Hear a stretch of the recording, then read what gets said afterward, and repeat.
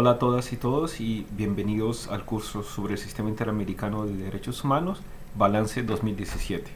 Mi nombre es Salvador Herencia Carrasco y seré el instructor del curso en estas 5 semanas que estaremos trabajando en la plataforma de la Comisión Andina de Juristas.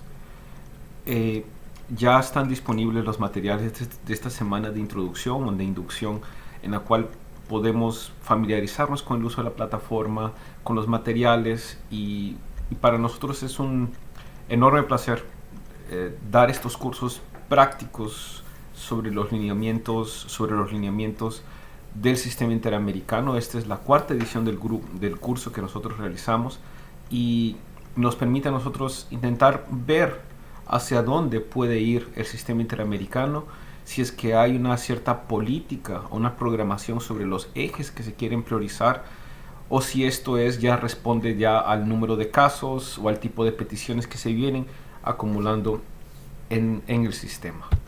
Como hemos visto, como está establecido en el programa del curso, vamos a trabajar 4 temas en concreto. En primer lugar, la sentencia Lagos del Campo y lo que esto implica para la exigibilidad de los derechos económicos, sociales y culturales. Luego trabajaremos la opinión consultiva sobre medio ambiente y derechos humanos.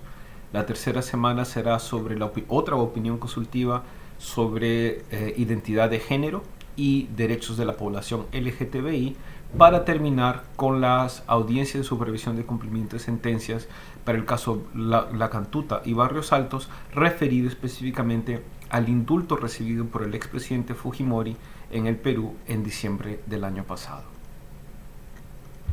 Pero más allá de estos temas, el sistema interamericano ha tenido otro tipo de actividades y otro tipo de desarrollos que quisiera aprovechar estos minutos para un poco conversar con ustedes. En primer lugar, esta es la primera vez que la Comisión Interamericana en su composición tiene una mayoría femenina. Entonces, este es un importante logro simbólico, ¿no? Y la importancia de fomentar mecanismos de participación activa y representativa de la mujer. Y nosotros vemos cómo este tipo de políticas se está viendo reflejado en políticas exteriores de países, específicamente Canadá, que tiene una política internacional de asistencia feminista, así es el título de ella, pero a su vez vemos cómo distintos grupos de trabajo, grupos de Naciones Unidas vienen fomentando la participación efectiva de las mujeres.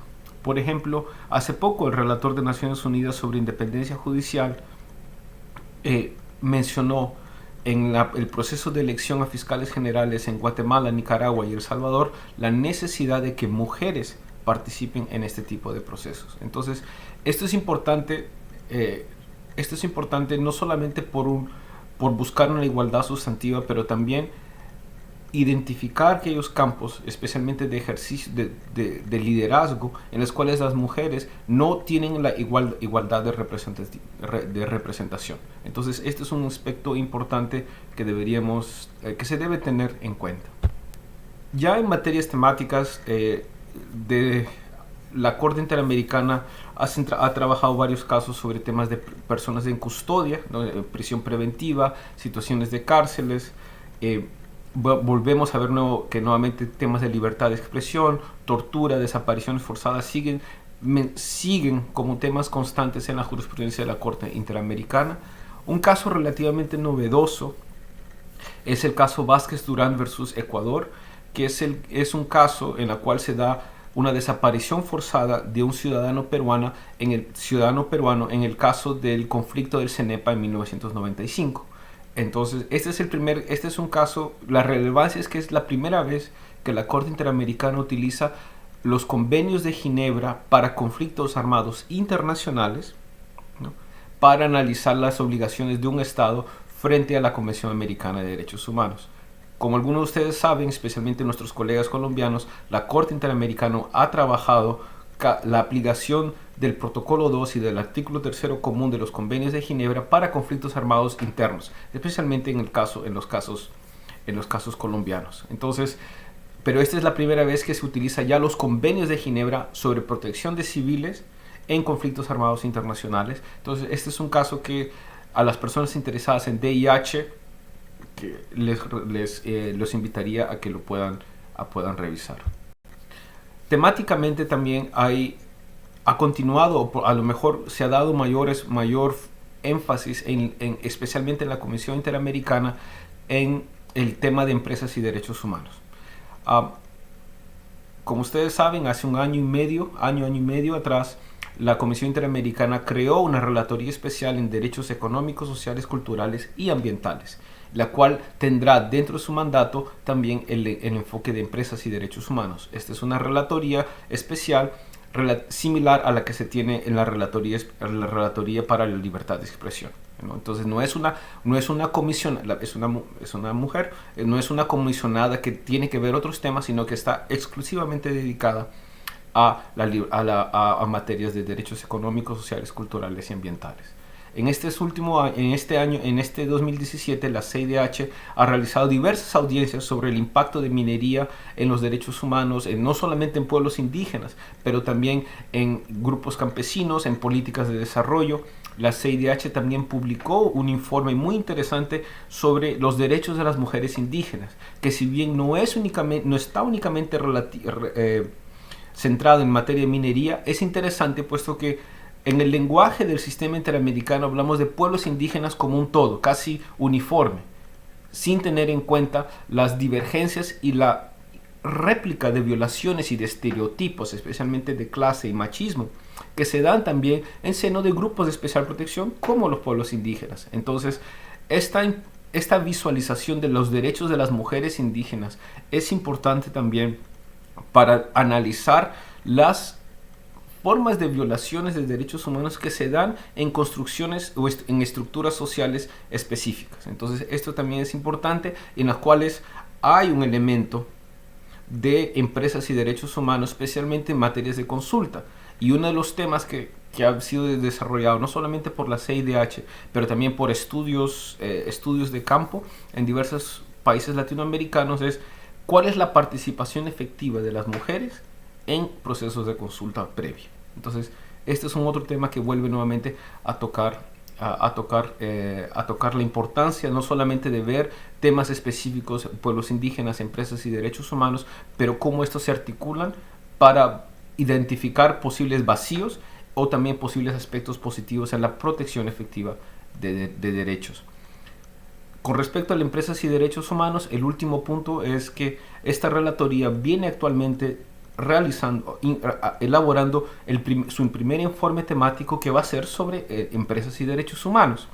Este informe, si no me equivoco, están realizando consultas hemisféricas y regionales para poder recibir observaciones y comentarios de distintas instituciones. El informe debe ser publicado a inicios de 2019 y esperamos que este informe pueda no solamente incluir gran parte de las preocupaciones que organismos de derechos humanos y defensorías del pueblo han presentado sobre la materia, pero también incluir nuevos temas vinculados a los principios rectores, temas de cadenas de producción, temas de transparencia y acceso a la información pública, entre otros. Para finalizar esta introducción, el tema del foro está centrado sobre pobreza. Y esto viene que ver con el informe que fue presentado en diciembre de este año por la CIDH sobre pobreza y derechos humanos. Y esto es interesante puesto que lo que nosotros podemos ver en la jurisprudencia de la Corte Interamericana, pero también en la preocupación del sistema interamericano, es una mayor priorización hacia grupos colectivos o al impacto colectivo o el impacto que tiene la afectación de derechos humanos a la sociedad en su conjunto, pero también a grupos colectivos. Este es un caso de 2016, el caso de la Hacienda Brasil Verde contra Brasil, es un caso que trabaja sobre el trabajo esclavo o trabajo en condiciones inhumanas. Entonces es un caso que analiza ya una práctica sistemática en un contexto determinado. La Hacienda Nueva Brasilia, que también es del año pasado, también trabaja la afectación colectiva de derechos, pero es precisamente en los casos Lagos del Campo, donde no solamente se habla sobre afectación a grupos colectivos, sino la afectación de derechos que en principio trascienden al individuo, ¿no? Esto lo veremos en la próxima semana, pero vemos a su vez que la Comisión Interamericana, en los informes que vienen presentando sobre pobreza y derechos humanos, informes sobre las mujeres indígenas, donde hay una mayor preocupación hacia los DESC y hacia cómo la efectividad de los DESC afectan también los derechos individuales. Entonces vemos que se está ampliando cómo se puede o se está intentando ampliar la comprensión de la Convención Americana de Derechos Humanos, específicamente hacia grupos y o derechos colectivos, ¿no?